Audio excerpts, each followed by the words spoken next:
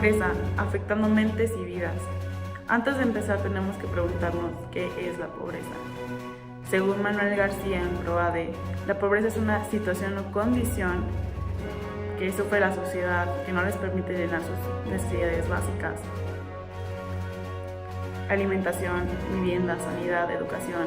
Son necesidades básicas para que los humanos puedan sobrevivir, pero desgraciadamente no todos tienen acceso a ellas. La pobreza es una enfermedad que mata alrededor de 795 millones de personas al año solamente por la insuficiencia de alimentos. Según las Naciones Unidas, alrededor de 835 millones de personas todavía viven en pobreza extrema. En 2016, menos de 10% de los trabajadores de todo el mundo vivían con tan solo $1.90. Pero según la filosofía, ¿qué es la pobreza?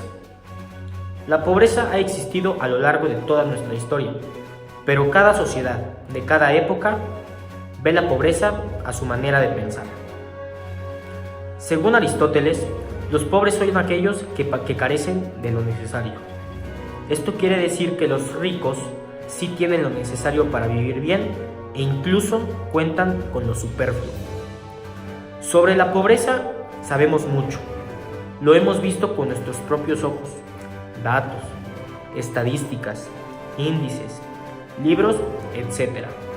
Pero aún no terminamos de comprender ni de combatir este fenómeno. La tradición filosófica se ha concentrado en el fenómeno de la pobreza desde hace siglos. En la filosofía, la pobreza abarca la ética, pero sobre todo a la filosofía política, la cual, según la UNAM, se encarga de analizar temas y problemas relacionados con el estudio y el análisis de los fenómenos políticos, desde una perspectiva normativo-prescriptiva. En la actualidad existen distintos tipos de pobreza. Está la pobreza material. Se da por lo general en los países que tienen un índice de exclusión social bastante bajo, en donde se escasean los recursos que cubren las necesidades básicas, lo cual lleva a un incremento en su tasa de violencia social. Está la pobreza rural, que se produce cuando una mejora en economía no es igual de positiva en las zonas rurales que en las urbanas. Esto quiere decir que tiene un impacto desigual en el conjunto de la población. Está la pobreza urbana. Se da en ciudades donde existe un flujo constante de migración campo-ciudad, donde los inmigrantes tienen ingresos más bajos, lo cual genera mayor índice de pobreza urbana. Está la pobreza social. Se mide según la ayuda que los grupos sociales dan a las personas de bajos recursos dentro de una sociedad. Entre menos ayuda se da, mayor es la pobreza.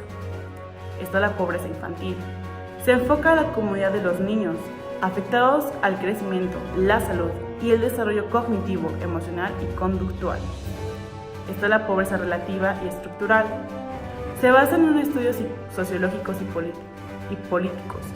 Resultan en puras creaciones conceptuales correspondientes a teorías. Corresponden a las clases sociales, donde las personas disponen de distintos ingresos, dando lugar a distintos niveles o condiciones de vida. Está la pobreza extrema. Se refiere al estado más bajo de la pobreza, y donde las personas no logran cubrir ni siquiera el mínimo de los recursos básicos para poder vivir. Erradicar la pobreza pertenece a uno de los mayores retos de la sociedad actual. Los pobres, la mayoría de las veces, son reducidos a meros estereotipos y descritos de formas genéricas. Los economistas Esther Duflo y Abhijit Banerjee consideran que no existe una única perspectiva sobre la pobreza, ni una solución absoluta para ayudar en su erradicación. Pero algo es cierto, las visiones simples provocan soluciones simples, así como lo dijo José Francisco Serrano Oceja.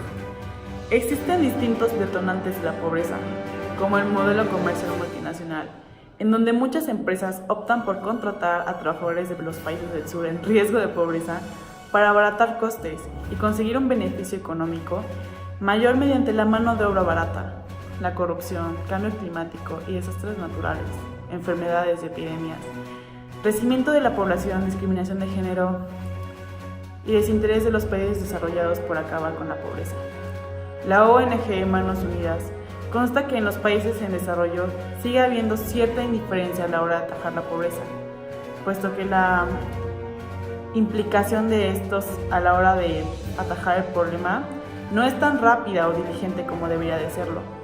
La ideología de quiero el cambio, pero no quiero cambiar, es un factor relevante en la pobreza. Pero entonces, ¿qué podemos hacer?